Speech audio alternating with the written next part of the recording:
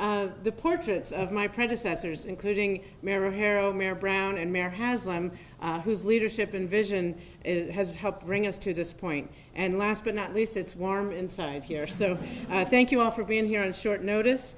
And this month, 20 years ago this month, Mayor Bill Haslam convened a group of South Knoxville community members to envision a bright future for the South Waterfront. Those community volunteers met over many, many months, and their efforts culminated in the South Waterfront Vision Plan. Since that time, the city has worked to realize those dreams. We took an abandoned brownfield and made a beautiful riverfront park, Suttree Landing, which you can see right down there. We built trails and gathering places in our urban wilderness. We invested in streetscapes, sidewalks, and greenways. We supported construction of new affordable housing close to all of these amenities. And then community members could see that the city was making good on this vision plan, and so they followed suit, expanding their businesses, improving their homes, staying engaged with the planning and processes. And today, we are here to announce that the pinnacle of that South Waterfront vision, something that probably seemed like a pipe dream 20 years ago, is actually going to happen. Late yesterday, we found out that the City of Knoxville is going to receive a $24.7 million grant from the federal government to build our pedestrian bridge.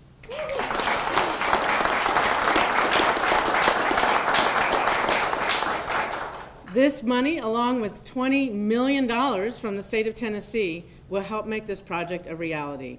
This pedestrian bridge is a testament to the power of patience, perseverance, and vision. So to all the community members who have participated in this process, many of whom are in this room today, and to my predecessors, Mayor Haslam, Mayor Brown, Mayor O'Hara, and the many staff members who've kept the momentum going, thank you for listening to the people of Knoxville, the people we serve, for incorporating their feedback into a plan that will make it a positive transformation for our city.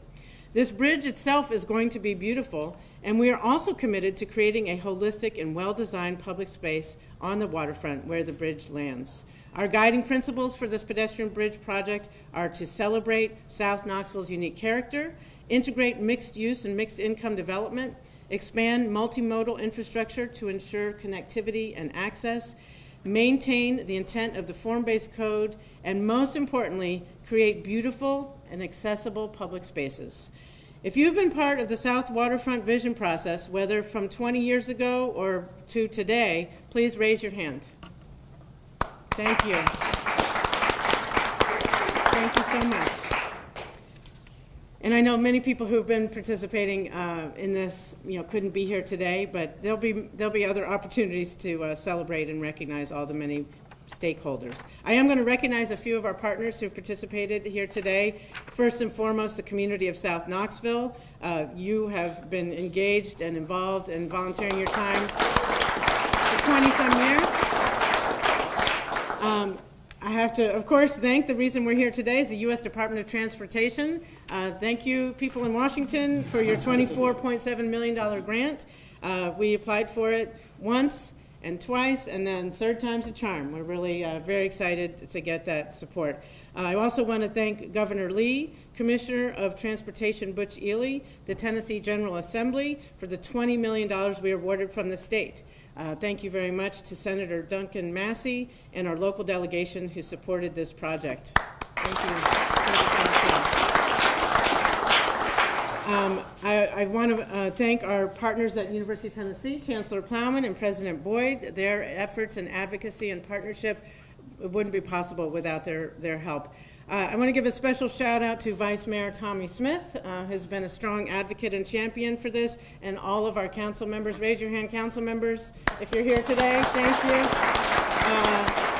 for supporting this. Ben Bentley and KCDC, KCDC is the redevelopment entity for the city. We appreciate your support. Mike Odom and the Chamber. I don't know if Mike's here, but there's another piece of civic furniture coming up. So that's all part of our strategic vision for a strong economy in Knoxville. Carol Evans and Legacy Parks, thank you.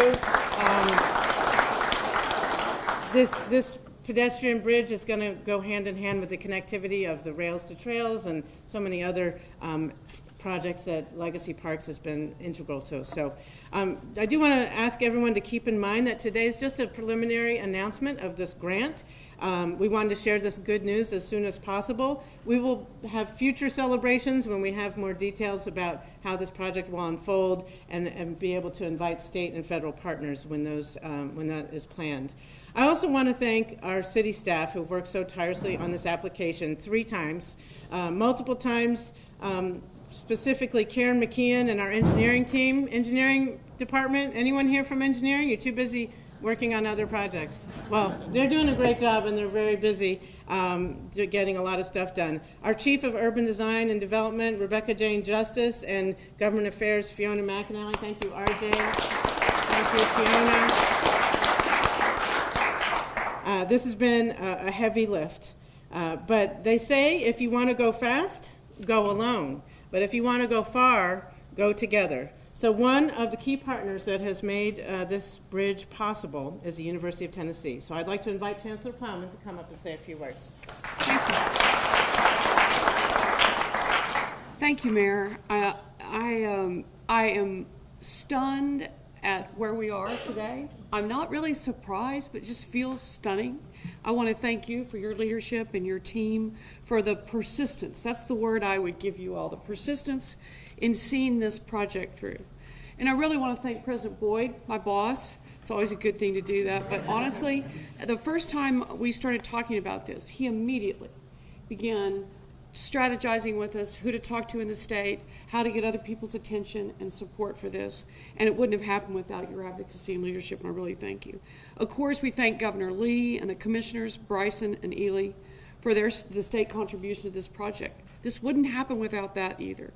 And the speakers, the Knox County delegation, I remember a breakfast we had over there on the 8th floor of the delegation, showing them pictures. I want to thank Carrie Whitworth, our Vice President for Government Relations, for helping us think this through, and of course, Congressman Burchett and other federal officials. You know, one of the things I remember, one of the first things Governor Haslam told me as we started doing some work together was, he said, one thing I learned both when I was mayor and when I was governor was when things are going well at the university, they're going well for the state and the city. And when things are going well for the city and the state, they're usually going well for the university. And I think today is just such a great example of that. A couple of months ago, I was asked to I was on this panel with other college presidents talking about the concept of radical collaboration. What is that? And the kind of contention that any progress we're going to make in higher ed going forward, because the problems are kind of big, it's going to take radical collaboration. This is so much an example of that, and I just want to think together about that. This took buy-in and partnership from the campus, from the UT system, the city, the county, the state, the federal government. That is radical, to get all those groups working together in one way or another on a real true enhancement to the city and to the university. It's been a decades-long effort. I know that. I came in on the short tail end of this. But to be able to connect the campus and downtown, the other side of the river, the campus, downtown, that was a dream that now is going to become a reality. And I'm grateful for your predecessors and mine who worked on that as well. When I think about radical collaboration, a couple things come to mind. It definitely requires trust and transparency, including with our neighbors, the community. There have been steps in this process where we made commitments on a handshake, kind of big commitments. And you know, it often starts with small things, but we've been meeting regularly. The mayor, her staff, my team, we meet more than you would imagine. And in between those meetings, our team members are meeting. All sorts of things that we've been working on. I think back to COVID. We took a walk through, I asked you to come walk with us through Fort Sanders, where all the students are living. Let's take a look at this and see what we're going to have to do together to make sure we get through it safely. There's a beginning of trust and things like that. And so it's just been really, really meaningful for all of us. I think that radical collaboration really requires an understanding from each of the partners on, you know, what our needs are. Sometimes our needs do not necessarily always overlap, but we can achieve so much more together. And it does sound kind of cheesy to say that, but it really is the truth. And so really the sum of what we do together is so much bigger, better, and more impactful than what we could do just one by one. So this is a transformative project. It's going to transform our campus, the city, the whole community. I couldn't be more thrilled for us to be part of it. And we look forward to all the small and big radical collaborations we're going to do together in the future. So thank you very much.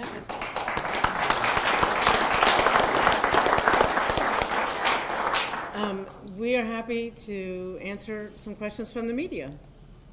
Yes, Allie. There's been some concerns in the community just working with the university that the pedestrian bridge won't serve the rest of the community as well. Can you speak to your guys' commitment to serve the whole South Waterfront and all of the other side of Knoxville? Yeah, well, that's why I invited so many members of the community who've been part of this since before I was mayor and before she was chancellor. This is a vision of the people of South Knoxville. And it just so happens that it's in alignment with some of the vision of the University of Tennessee as well. So we're committed to fulfilling that vision and protecting those principles that I mentioned in my remarks of, celebrating South Knoxville's unique character, mixed use, mixed income, creating great public spaces. That's what it's about. It happens to be across the river from campus, and that's just a win-win for our community and for University of Tennessee. I'd like to add something. So this is great for the city, and it's great for the University of Tennessee, but I grew up in South Knoxville. I spent my whole youth in South Knoxville. My grandma lived on McClurg, at 302 McClurg, which is about a mile from where this bridge will land. And I feel like a lot of times that part of South Knoxville, it's the Vestal community, gets overlooked. And so for me personally, I'm just so excited about what this is going to do for that part of my hometown. And I think it's going to be great for South Knoxville and all the people in that community. I guess I'd say one other thing is that I know you've been reading in the newspapers also about the entertainment district that the University, the Department of Athletics is pursuing. The way we imagine that is restaurants and lots of access to things that weren't possible before the bridge. So. Mayor, I might have something. Oh, sure, of course, yeah. We had a council meeting last night, and the more people talked, the more it kept going, so I won't do that again. But as somebody also who grew up in South Knoxville and appreciates the investments that have come over the past decade, I just want to add that this was a vision by South Knoxville, as Mayor Kincannon mentioned, but we had multiple community meetings over the past couple of years. And before we had even the first one, when this topic came back up, I went with some residents and we walked the entire Scottish Pike corridor and knocked on as many doors as you can knock on, invited them to meetings. Some of them are here tonight, and they have been in every meeting since that started, and they will continue to be in every meeting. And so I'm grateful for the city's role, the state's role, and this grant. The Voice of South Knoxville has been a part of this for 20 years and will continue to be a part of it until the thing is built. So South Knoxville has been in this, will be in this, and it's for all of Knoxville, but those voices that live nearest will be loudest. Thanks. Yes. I know it's early, but do you guys have any estimated timeline of when construction will start or when you hope to have it finished by? No, we do not. But thanks for asking. We will keep people posted as we can, but design will take some time and that sort of thing. So don't hold your breath, but it is happening. We have the funds and we have the vision. But we don't have a timeline.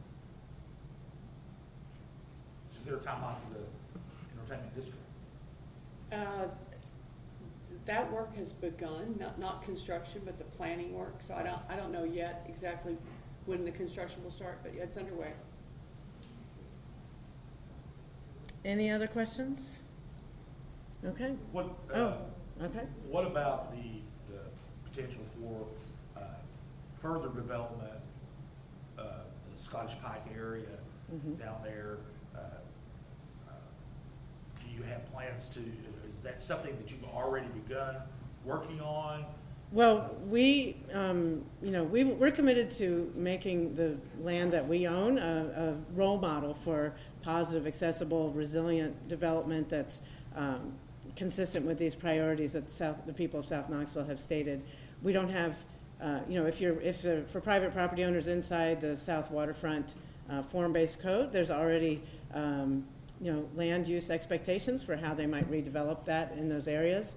But that sort of remains to be seen how the private property owners, choose to redevelop, or if they do. There's a lot going on in South Knoxville, obviously, and one of those things is the Gay Street Bridge. And so can you clarify how this new development impacts the progress on getting the Gay Street Bridge up and running, and if it does? This has no impact on the Gay Street Bridge. We want to get that done as soon as possible. It's not going as fast as we'd like, but we are making significant progress. Council just approved last night an additional contractor to help get the construction cost estimates done, hopefully within the next month or so. So we want to get that done. That's proceeding apace and as fast as possible. Totally separate. It is a bridge. It's the same river, but otherwise they're not connected. Any other questions? Okay. Well, thank you all for being here. Thank you to the community members who took time out of their day to be here especially. And yeah, onward and upward.